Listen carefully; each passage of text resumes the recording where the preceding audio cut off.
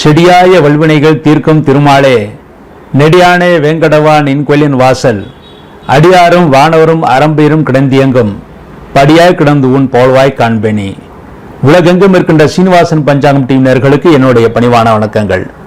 இன்றைய பதிவில் வரக்கூடிய குரு பயிற்சியை பற்றி பார்ப்போம்.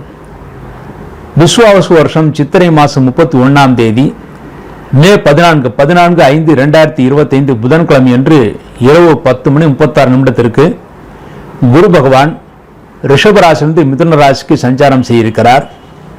அதன்படி அதே குரு பகவான் அதிசாரமாக ஐப்பசி 1ஆம் தேதி, அதாவது அக்டோபர் 18/10/2025 சனிக்கிழமை இரவு 7:47 குருபகவான் அதிசாரமாக தன் உச்ச வீடான கடகராசிக்கு செல்கிறார். அதன்படி மீண்டும் வக்கரகதி அடைந்து தன் ஏற்கனவே இருந்த இடத்திற்கே திரும்பி வருகிறார். அதாவது கார்த்திகை 19ஆம் தேதி டிசம்பர் 5/12/2025 வெள்ளிக்கிழமை மாலை 5:25 மீண்டும் மிதுன ராசியிலேயே குரு பகவான் சஞ்சாரம் செய்திருக்கிறார்.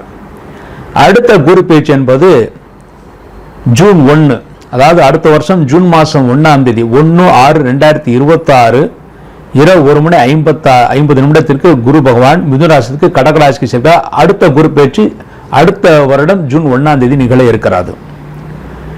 இந்த குரு பேச்சின் பலன்களை இனி ஒவ்வொரு ராசிக்கும் தனித்தனியாக பார்ப்போம்.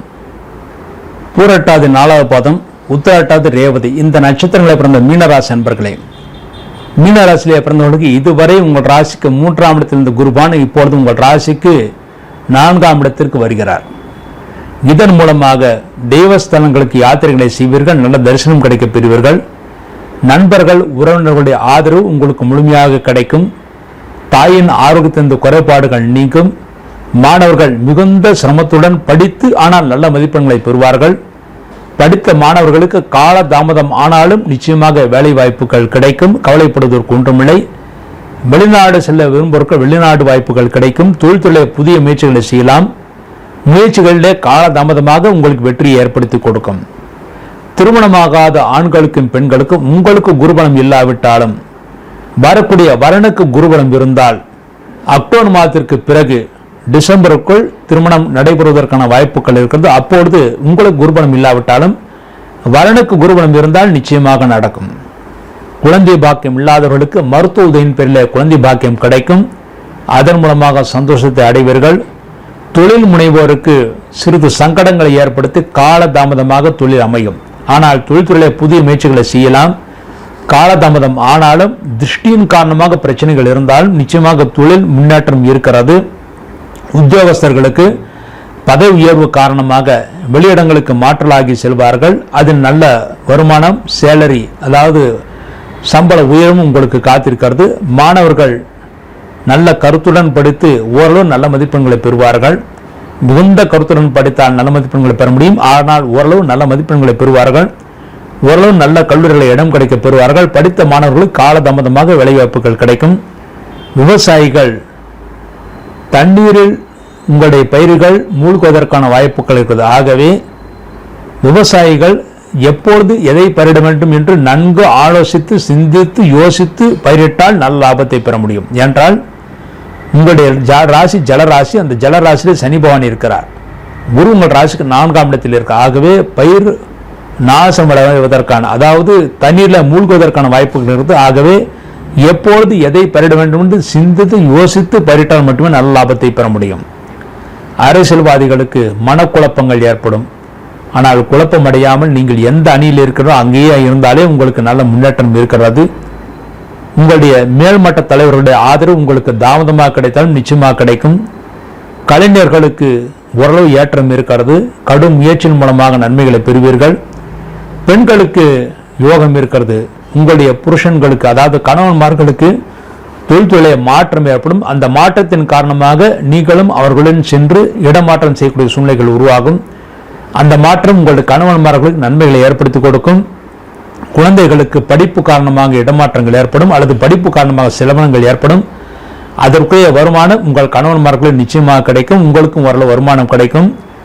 வீடு மனை வாங்க முயற்சி செய்பவர்களுக்கு வீடு மனை கட்டிய வீடு வாங்கலாம் அல்லது வெறும் நிலம் வாங்க வேண்டும். ஆனால் கட்டுவதற்காக இப்பொழுது ஆரம்பிக்க கூடாது. இப்பொழுது கட்டுவதற்காக ஆரம்பித்தால் காலதாமதமாகத்தான் முடியும். ஆகவே கட்டுவதற்காக ஆரம்பிக்க கூடாது. கட்டிய மனை வாங்கலாம் அல்லது வெறும் நிலம் வாங்கலாம். அதன் மூலமாக நன்மைகளை பெறுவீர்கள். மீன ராசியிலே பிறந்தவர்களுக்கு இந்த குரு பேச்சின் காரணமாக குருபான் உங்கள் ராசிக்கு 8ஆம் இடத்தை பார்வையிடுகிறார். ஆகவே உங்கள் ஆரோக்கியத்திற்கு நல்ல மருத்துவம் கிடைக்கும். தாயின் ஆரோக்கியமும் தந்தையின் ஆரோக்கியம் நன்றாக இருக்கும். தந்தைக்கு வயிற்றில் மாத்திரம் சிறு கோளாறு கொடுக்கும், வேற உபாதைகள் கொடுக்காது. தாயின் ஆரோக்கியம் ஓரளவு நன்றாக இருக்கும். உங்களுடைய ஆரோக்கியத்திற்கு நல்ல மருத்துவம் கிடைக்கும். மேலும் உங்கள் ராசிக்கு 10ஆம் இடத்தை இந்த குருபான் பார்வையிடுவதனால் தொழில்துறையிலே புதிய முயற்சிகளை செய்யலாம். அந்த முயற்சிகளை நீங்கள் நிச்சயமாக வெற்றியை பெறுவீர்கள். மேலும் சொந்த தொழில் செய்பவர்களுக்கு தொழில் விஸ்தரிப்புக்கான அந்த வேலைகளையும் ஆரம்பிக்கலாம்.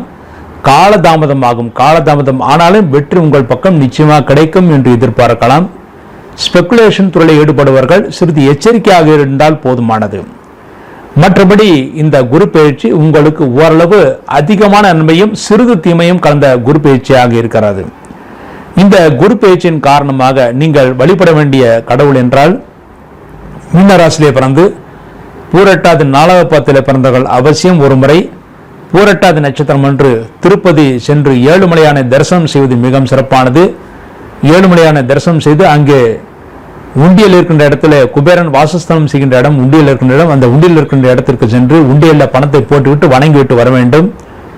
உத்திரட்டாதி நட்சத்திரத்தை பிறந்தவர்கள் ஒரு முறை காமதேனு, அவருடைய அதிர்ஷ்ட தெய்வம் காமதேனு, ஒரு முறை பட்டீஸ்வரம் சென்று அங்கே சிவன் கோயில் பட்டீஸ்வரம் சென்று சிவபெருமானை வணங்கிவிட்டு வருவது நல்லது. நீங்கள் இருக்கின்ற ஊரிலேயே மாட்டுத்தொழுவம், அதாவது அங்கே ஏதாவது மாட்டுத்தொழுவம் இருந்தால் அந்த மாட்டுத்தொழுவத்துக்கு சென்று பசுமாடுகளுக்கு உணவு பிரதி வெள்ளிக்கிழமை அல்லது உத்திரட்டாதி நட்சத்திரம் அன்று பசுமாடுகளுக்கு உணவு கொடுப்பது நல்லது. ரேவதி நட்சத்திரத்தை பிறந்தவர்கள் ஒரு முறை உங்கள் ஜென்ம ராசியிலேயே சனி பகவான் இருப்பதனால் ஒரு முறை திருநள்ளாறு சென்று அங்கே சனீஸ்வர பகவானை வணங்கிவிட்டு அதன் பிறகு நேராக ஸ்ரீரங்கம் சென்று ரங்கநாதரை வணங்கிவிட்டு வர வேண்டும். இந்த வழிபாட்டின் மூலமாக இந்த மீனராசி நன்மைகளை அடைவார்கள். மேலும் நீங்கள் இருக்கின்ற இடத்திலேயே பிரதி வியாழக்கிழமை குரு பகவானுக்கு நெய் தீபமும் சனிக்கிழமை ஆஞ்சநேயருக்கு நல்ல தீபம் வைத்துவிட்டு வர வேண்டும். இந்த தீப வழிபாட்டின் மூலமாக நிச்சயமாக மீனராசியில் பிறந்தவர்கள் 70% நன்மைகளை பெற்று சந்தோஷத்தை அடைவார்கள் என்பது உறுதி.